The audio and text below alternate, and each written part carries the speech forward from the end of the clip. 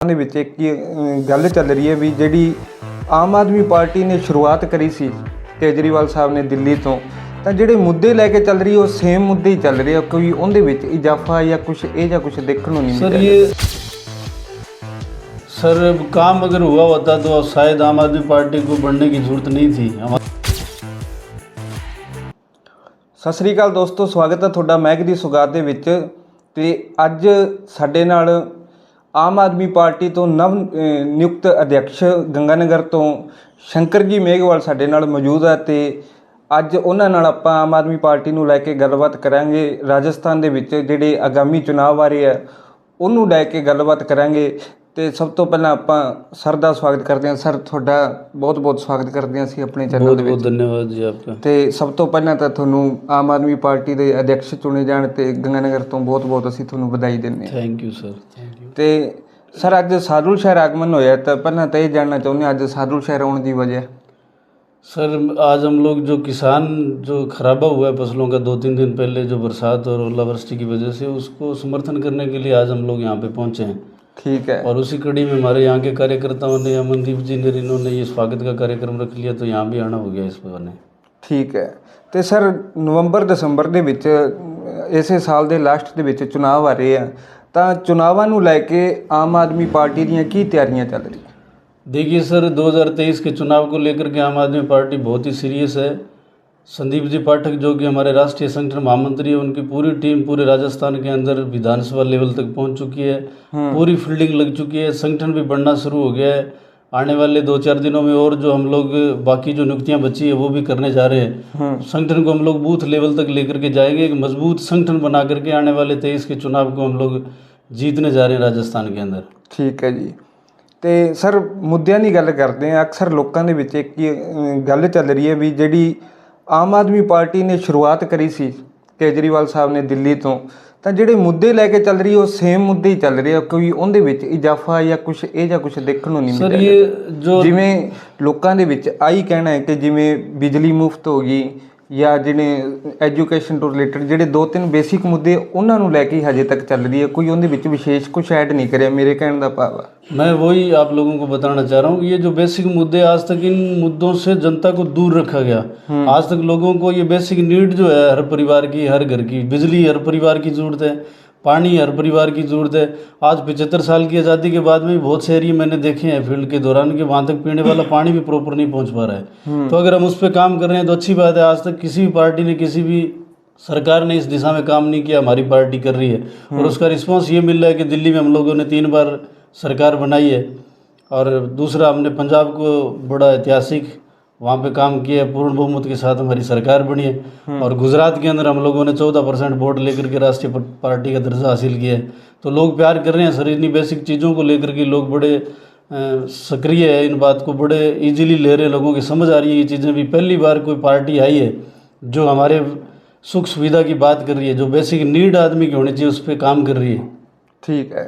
ਤੇ ਸਰ ਇੱਕ ਨਿੱਜੀ ਪ੍ਰਸ਼ਨ ਹੈ ਮੇਰਾ ਵੀ ਜਿਵੇਂ ਰਾਜਸਥਾਨ ਦੇ ਵਿੱਚ ਵੱਡੇ ਲੈਵਲ ਦੇ ਉੱਤੇ ਆਮ ਆਦਮੀ ਪਾਰਟੀ ਐਂਟਰੀ ਲੈ ਰਹੀ ਆ, ਤੁਹਾਡੇ ਨਾਲ ਕਾਫੀ ਲੋਕ ਜੁੜ ਵੀ ਰਹੇ ਆ, ਵੱਧ ਚੜ ਕੇ ਹਿੱਸਾ ਲੈ ਰਹੇ ਆ।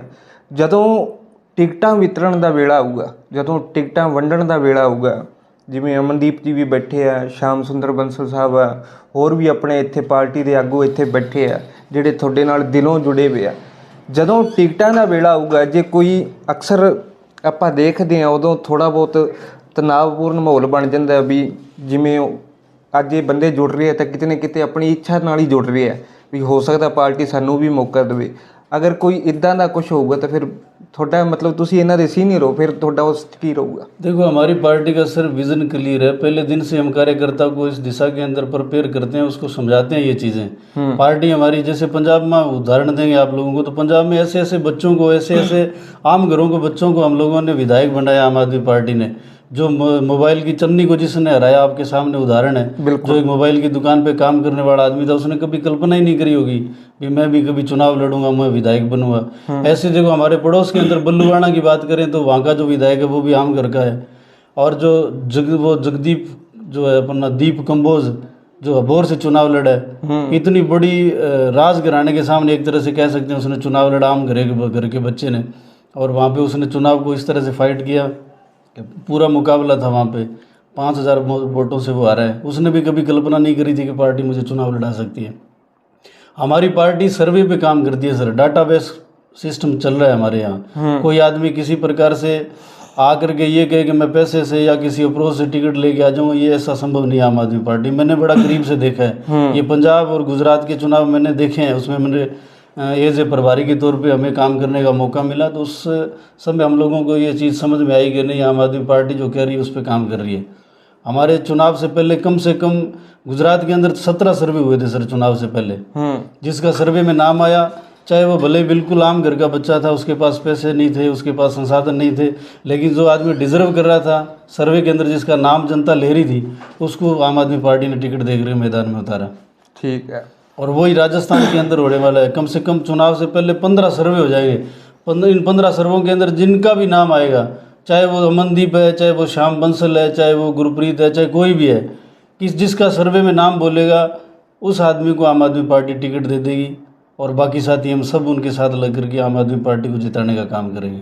ठीक है। ਤਾਂ ਮੇਰੇ ਕਹਿਣ ਦਾ ਭਾਵ ਹੈ ਜਿਹੜਾ ਤੁਸੀਂ ਸਰਵੇ ਦਾ ਜ਼ਿਕਰ ਕਰਿਆ, ਉਹ ਸਰਵੇ ਕਿਸ ਬੇਸ ਤੇ ਹੋਊਗਾ, ਕਿਸ मतलब फर्स्ट टाइम है, उनके बारे थोड़ा जिहा और एक्सप्लेन करो। सर सर्वे के लिए हमने, जैसे हमारी कार्यकारिणी 27 मार्च को भंग हुई थी पूरे राजस्थान का संगठन, उसके बाद में लगभग 1 साल हो गया। 1 साल के अंदर जो संदीप पाठक जी की टीम है वो पिछले 6 महीने से राजस्थान के अंदर प्रॉपर सर्वे कर रही है। पहले तो हम लोगों ने इस बात का सर्वे किया कि आम आदमी पार्टी को चुनाव में आना चाहिए कि नहीं।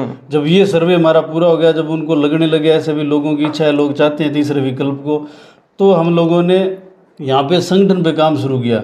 अब पिछले 2 महीने से लगातार हम लोगों को, चाहे वो हर विधानसभा में 4-4 पॉइंट पे मीटिंग करवाने का काम दिया गया हो, चाहे बुकलेट भरने का काम दिया गया हो, चाहे मेंबरशिप ड्राइव चला करके हमें कार्यकर्ताओं को प्रमोट करने का काम दिया गया हो।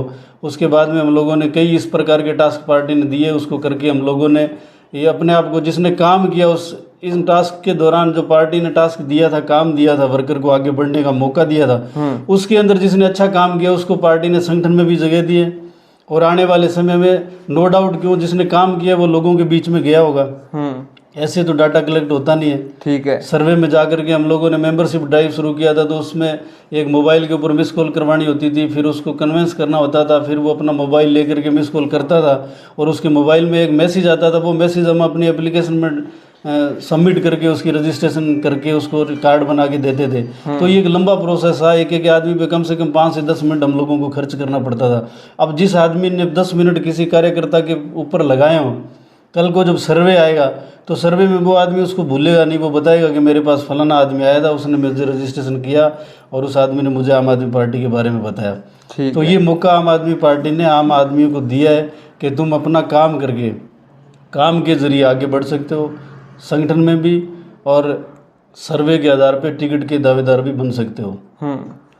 ਤੇ ਸਰ ਜਿਵੇਂ ਪੰਜਾਬ ਦੇ ਵਿੱਚ ਬਹੁਤ ਭਾਰੀ ਮਤਾਂ ਨਾਲ ਤੁਹਾਡੀ ਸਰਕਾਰ ਉੱਥੇ ਬਣੀ, ਆਮ ਆਦਮੀ ਪਾਰਟੀ ਦੀ ਸਰਕਾਰ, ਉੱਥੇ ਜਦੋਂ ਮਤਲਬ ਅੱਜ ਤੋਂ 2 ਸਾਲ ਪਹਿਲਾਂ ਹੀ ਉੱਥੇ ਡਿਕਲੇਅਰ ਹੋ ਗਿਆ ਸੀ ਵੀ ਜਿਹੜੇ ਮੁੱਖ ਮੰਤਰੀ ਕੈਂਡੀਡੇਟ ਆ ਉਹ ਭਗਵੰਤ ਮਾਨ ਸਾਹਿਬ ਆ, ਤੇ ਰਾਜਸਥਾਨ ਦੇ ਵਿੱਚ ਹਜੇ ਤੱਕ ਖੁੱਲ੍ਹ ਕੇ ਕੋਈ चेहरा सामने नहीं आ रहा है, मतलब उनके बारे थोड़ा जिहा होर दसो।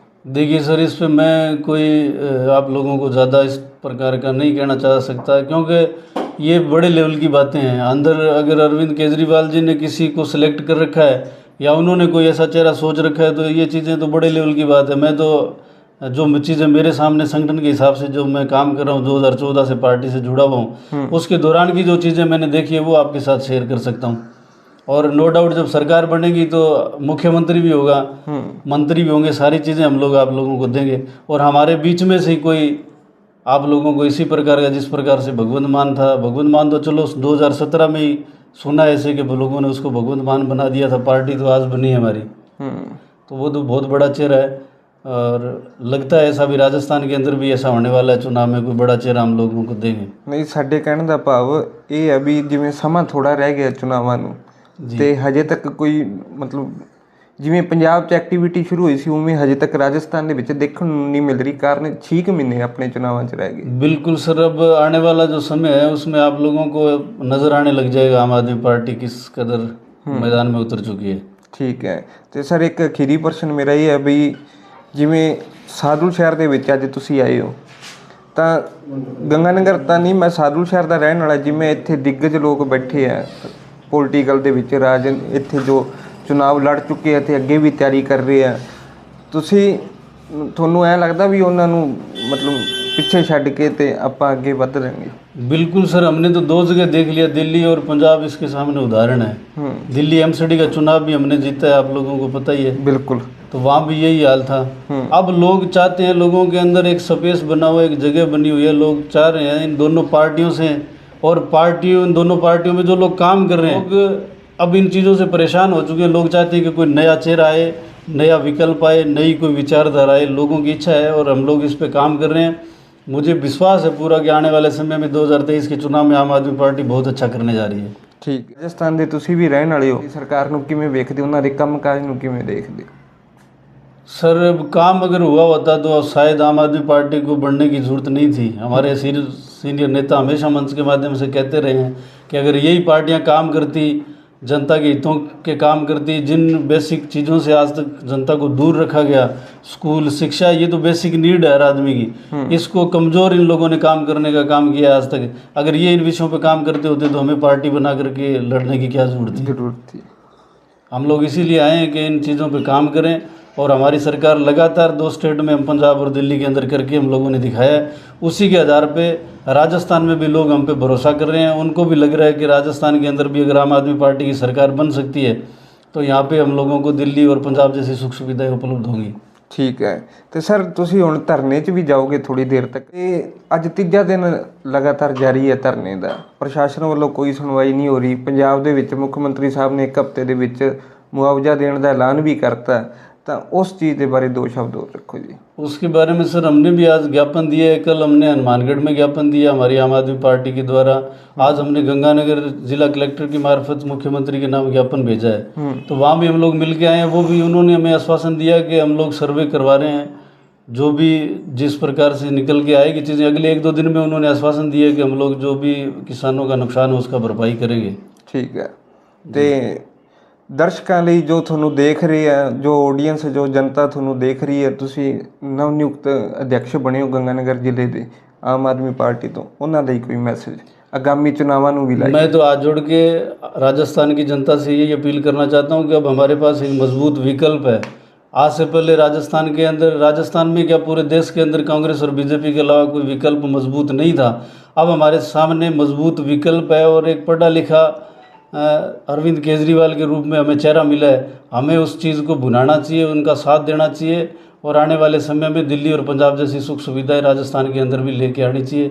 मेरा तो आप लोगों से यही निवेदन है, यही मेरा संदेश है सबके लिए। बहुत बहुत धन्यवाद। ਤਾਂ ਦੋਸਤੋ, ਇਹ ਸੀ ਸਾਡੇ ਨਾਲ ਆਮ ਆਦਮੀ ਪਾਰਟੀ ਤੋਂ ਗੰਗਾਨਗਰ ਦੇ ਨਵ ਨਿਯੁਕਤ ਅਧਿਕਸ਼ ਸ਼ੰਕਰ ਮੇਘਵਾਲ ਜੀ, ਜਿਨ੍ਹਾਂ ਨਾਲ ਆਪਾਂ ਆਗਾਮੀ ਚੁਣਾਵਾਂ ਨੂੰ ਲੈ ਕੇ ਗੱਲਬਾਤ ਕਰੀ, ਤੇ ਬਹੁਤ ਵਧੀਆ ਇਹਨਾਂ ਨਾਲ ਗੱਲਬਾਤ ਕਰਕੇ ਲੱਗਿਆ। ਤੇ ਬਹੁਤ ਬਹੁਤ ਧੰਨਵਾਦ, ਤੁਸੀਂ ਆਪਣਾ ਕੀਮਤੀ ਸਮਾਂ ਸਾਨੂੰ ਤੇ ਸਾਡੇ ਚੈਨਲ ਨੂੰ ਦਿੱਤਾ। ਸ਼ੁਕਰੀਆ ਮਨਦੀਪ ਜੀ।